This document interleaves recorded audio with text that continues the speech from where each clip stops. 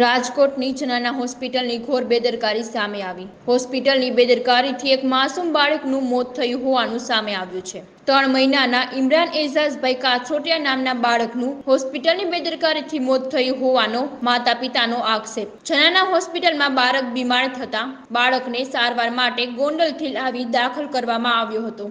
બાળકની માતાના જણાવ્યા મુજબ બાળકને માત્ર તાવ જ હતો, પરંતુ ડોક્ટરને આંચકીનું કહીને તેને સારવાર માટે મશીનમાં રાખેલ હતો, જે મશીન ગરમ થવાથી બાળકનો પગ દાઝી ગયો હતો અને પગ દાઝ્યાને 2 કલાકમાં જ બાળકનું મોત થયું।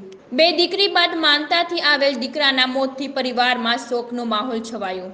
બાળકની માતાએ કહ્યું, બાળકને જનાના હોસ્પિટલમાં સારવાર માટે લાવ્યા હતા, પરંતુ હવે અમે અમારા બાળકનું મૃતદેહ લઈને જાય છે। બાળકના મોત પર પરિવારજનોએ સવાલ કર્યો કે સિવિલ ડોક્ટર અને નર્સની બેદરકારીથી અમારા બાળકનું મોત થયું, તેનું જવાબદાર હવે કોણ? મૃત બાળકની માતાએ આક્ષેપ આપ્યો કે સરકાર અમને ન્યાય આપશે। ત્યારે આ સવાલ એક જનતાના મનમાં પણ ઊભો થાય છે કે જનાના હોસ્પિટલની આ બેદરકારી કેટલી યોગ્ય છે। બીજો સવાલ એ પણ ઊભો થાય છે કે કોઈનું બાળક દાઝી જાય ત્યાં સુધી ડોક્ટરો શું કરતા હશે? આ એક ગંભીર બેદરકારી હોસ્પિટલની સામે આવી છે।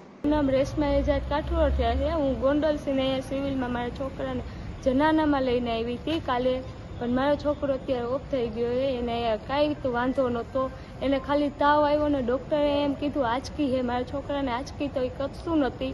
આજ સવારે રમતો તો 9 વાગે મારા છોકરાને આંચકી આવી, ઓક્સિજનમાં રાખ્યો ને એને પગ એનો દજાવી દીધો છે। એનું હવે મારે શું કરવું? સિસ્ટર ને સાહેબો બધા હતા, કે તમે બહાર વયા જ આવી, કે અમે કે અહીંયા સારવાર કરીશું, કોઈને અહીંયા રહેવાનું। હા, મારા છોકરાનું મૃત્યુ દાજવા તો હિસાબે થાય ને, 3 મહિનાનો મારો છોકરો એ 3 મહિનાનો છોકરો કઈ છેલ્લી તો ન હોગે ને, તો મારે એનું શું કરવું? હું કેને દોષ દઈશ? સરકાર મારો ન્યાય દેશે? મારે 2 છોકરી ઉપર 1 છોકરો હે, જાજી મન નથી ને અમે ગોંડલ સિંહ છે ત્યાં આશા લઈને આવ્યા હતા, મારો છોકરો હાજો થઈ જશે।